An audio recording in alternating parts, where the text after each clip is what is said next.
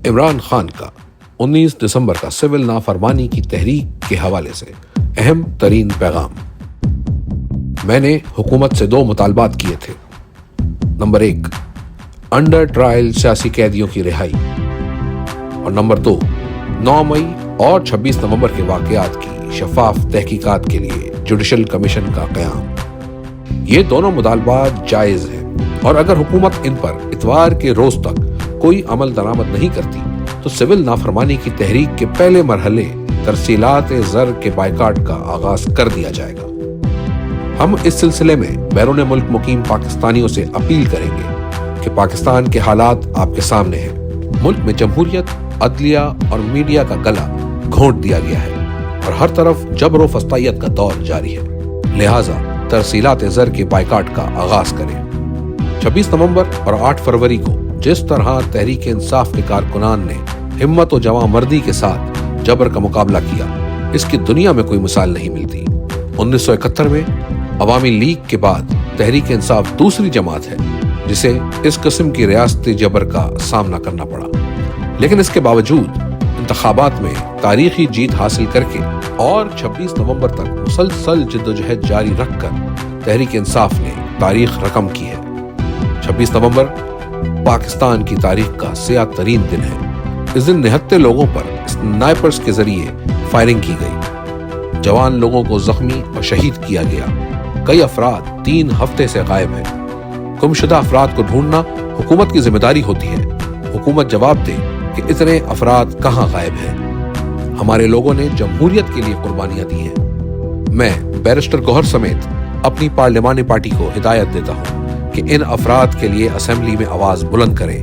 یہ ممکن نہیں کہ ملک میں خون کی ہولی کھیلی جائے اور پارلیمان معمول کے مطابق چلتی رہے۔ جب تک میں زندہ ہوں ان افراد کے قتل عام کی تحقیقات کے لیے جدوجہد کروں گا اور ان کو انصاف دلوائے بغیر چین نہیں لوں گا۔ جو لوگ شہید ہوئے ان کے لاواحقین صدمے میں ہیں۔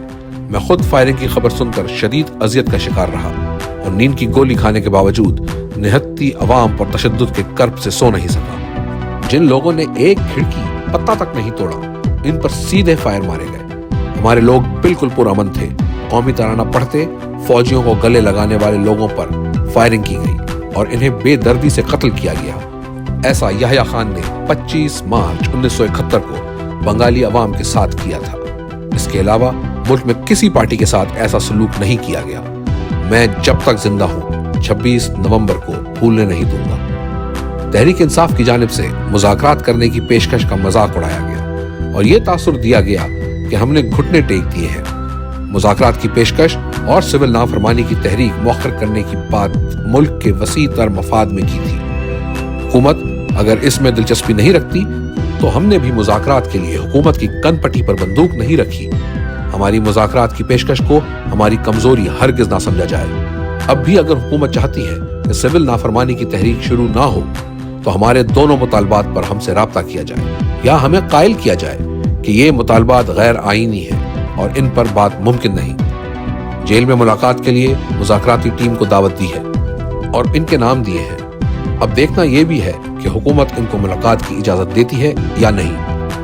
حکومت بار بار جو الزام لگاتی ہے کہ سول نافرمانی کی تحریک میں ملک کو نشانہ بنایا جا رہا ہے، تو یہ یاد رکھیں یہ ملک کو نہیں، اس بوگس پارلیمنٹ، بوگس انتخابات کے نتیجے میں بنی اسمبلی اور سینٹ کو نشانہ بنایا جا رہا ہے۔ یہ حکومت لوگوں کے ووٹوں سے نہیں بلکہ سازش سے بنی ہے۔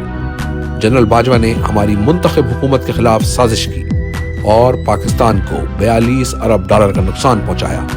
اس حکومت نے آئی ٹی انڈسٹری اور دیگر شعبوں کو بے انتہا نقصان پہنچایا ہے، جس کی وجہ سے عوام اس حکومت سے بددل ہے۔ معیشت تباہ حال ہے اور کاروباری طبقہ اور سرمایہ دار اپنا پیسہ بیرون ملک ٹرانسفر کر رہے ہیں۔